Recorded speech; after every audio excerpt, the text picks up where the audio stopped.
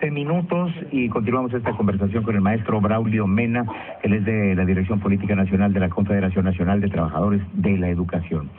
Maestro, continuamos esta plática, maestro. Muchísimas gracias. Muchísimas gracias por esperarnos. Yo creo, profesor, que definitivamente una de las cuestiones que puede afectar mucho el movimiento, positiva en cuanto a su difusión y negativa en cuanto a la repercusión que tiene en la capital.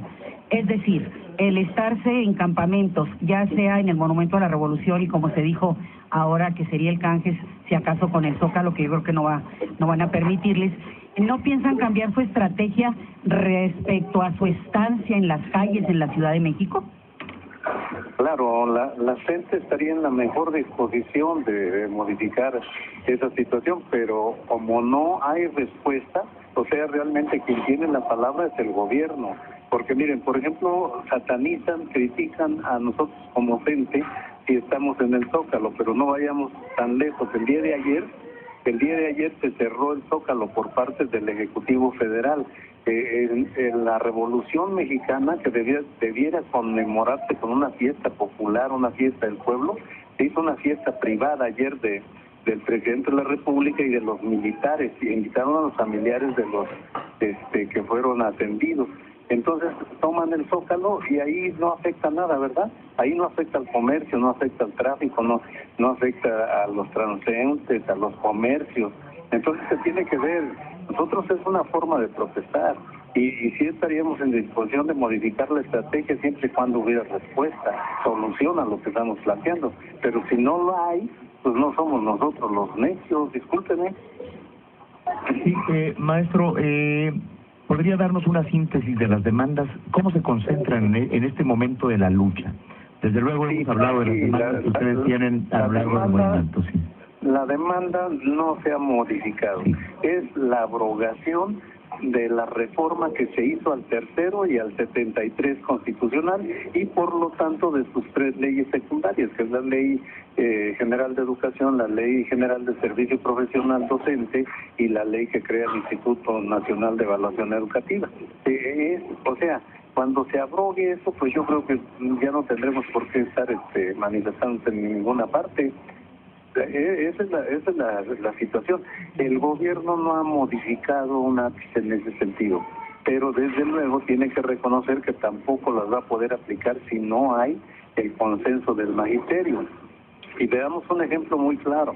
En la ley General de Educación está señalando que si se falta 3 días, en un mes, en el periodo de un mes, será despedido el trabajador. Y entonces tenemos estados donde ha habido 85, 84 días y no se ha despedido a un solo trabajador. Entonces ahí está la demostración de que no van a poder aplicar la ley si no se alcanza el consenso con todos los trabajadores. Sí, maestro, y entonces en ese sentido usted dice que han estado negociando. ¿Y cuál es el planteamiento de la Secretaría de Gobernación? No, la Secretaría de Gobernación dice que va a haber apoyos para construcción de escuelas, para material didáctico, pero que la ley no se mueve, no se negocia y esa se mantiene. Así han estado las dos posiciones encontradas. O sea, ahí no ha habido ningún avance realmente. Sí. Hay algunas cosas que sí se han ido resolviendo, pero son secundarias, por decirlo así. No es lo esencial, que es la reforma. Dicen que porque es constitucional. Nosotros planteamos el mismo procedimiento que se hizo para hacer la reforma se puede volver a hacer, o sea que pase por las cámaras de diputados nacionales y estatales y que se abrogue. Esa es la situación. Sí. Maestro, pero ¿qué van a hacer ustedes? Porque nos decía al principio de la plática que empieza ya la represión, la cancelación de contratos, el despido, los descuentos, sí, nosotros tenemos el cambio de puestos, etcétera. Sí, tenemos claro que eso no nos va a intimidar, no nos va a limitar, o sea, la resistencia se va a mantener. Y le repito, si se modifican estrategias, porque por ejemplo ahorita en Chiapas regresan, pero el hecho de que regresen a trabajar no quiere decir que ya se aceptó. O sea, puede volver en febrero o en marzo o nuevamente el paro indefinido. Sí. Eso es, maestro. Bien, pues no sé si desea agregar algo más, maestro. Pues nada más un saludo a su público y agradecer también el tiempo, la entrevista que da para que se conozca pues de manera más amplia nuestra problemática como trabajadores de la educación. Claro que sí, maestro. Nosotros le agradecemos igualmente a usted que nos haya aceptado esta llamada de larga distancia para conversar aquí en esta mesa de Tercera Ley. Muchísimas gracias, maestro. Para servir. Muchísimo gusto en saludarlo. Es el maestro Braulio Mena de la Dirección Política Nacional de la Confederación, otra vez Confederación, es de la Coordinadora Nacional de Trabajadores de la Educación, de la Coordinadora Nacional de Trabajadores de la Educación. Fíjate, de la CENTE. Y una vez más comprobar que el dinero de los trabajadores no se capitaliza, no se cuida, no se maneja honestamente. Lo que teníamos los maestros a través del ISSSTE en cuanto a préstamos hipotecarios a corto plazo y todo lo que tú gustes y mandes, lo han dilapidado. Y cualquier acuerdo que quieran hacer con los bancos, pues ya sabrá el magisterio a qué atenerse. Los bancos no son hermanitas de la caridad, los bancos no son el ISSSTE y se los van a molar. Sí, cualquier trato con la banca, muchísimo cuidado. Mire, yo conozco casos donde verdaderamente son acciones que hasta rayan en el delito. Yo digo que rayan en el delito porque mire, por cosas mucho menores que esa estalló la Revolución Mexicana. ¿Se acuerda cuando se habla de la lista de raya? Se acuerda cuando se habla de los peones acasillados y los que le daban las deudas de las deudas, etcétera, etcétera. Bueno, ahora la banca está peor. Esta banca que estamos sufriendo ahora está mucho peor que la de 1910. Y ni siquiera es nacional. Y además no es nacional. Bueno, aquella tampoco, ¿no? Por eso, esta tiene patente de corso y ahora unificados con el poder de decir, ¿cómo no? Un fideicomiso, claro que les favorece, claro que está muy bien, pero a la hora de peras y manzanas, ¿cuánto me vas a pagar? Exactamente, con el señuelo de que es muchísimo más práctico. De que todos van a tener acceso, de que todo el mundo tiene acceso, de que si usted cobra mediante una tarjetita no va a tener la dificultad de estar ni recibiendo o acumulando dinero en efectivo en el centro de trabajo, ni tampoco recibiendo el dinero en efectivo, sino usted ya decidirá el momento en que lo obtiene. En fin, sí tiene muchas ventajas, pero tenga cuidado también porque tiene muchas desventajas.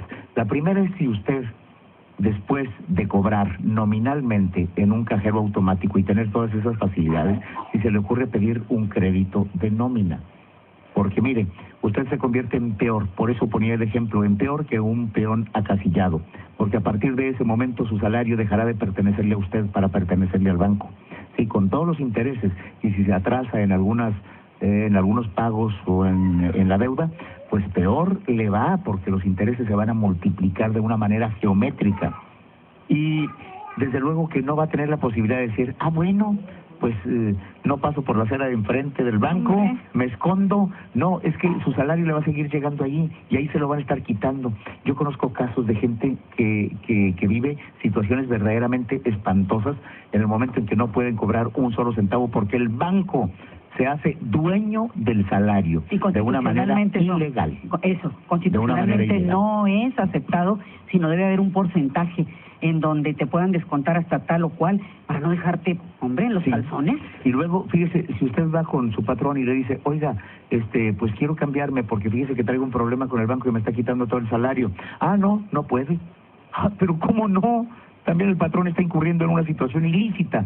Mire, usted después de haber trabajado una semana o 15 días es dueño absoluto del dinero y usted decide en qué banco lo pone o si no lo pone ninguno, si lo guarda debajo del colchón o se lo quiere gastar el primer día.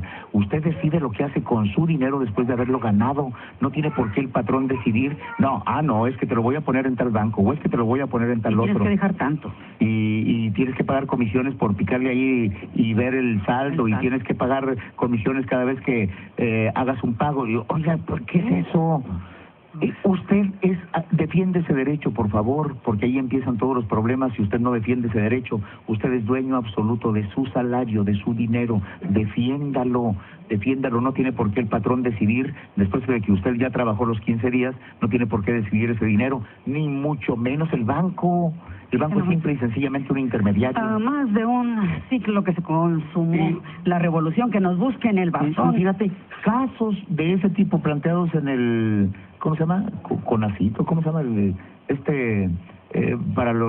Para la defensa de los usuarios de servicios financieros. Ah, la Conducef. La Conducef. La Conducef sirve de nada y de nada. Está peor que la Profeco. Está peor. Está peor que la Profeco. Bueno, ya ni te aconsejaron. Porque cuando menos la Profeco, bueno, ya dio señales de que tiene cuando menos una uñita, aunque sea la del meñique. Y pero ya le arañó un poco a Pemex y a las gasolineras y ya está pagando algunas bombas. ¿Pero Conducef? Pero Conducef no ha demostrado, pero nada. Si se la quitan, no se da ni cuenta. Nada, no sirve para nada. Vamos a hacer una pausa. Se me reventó.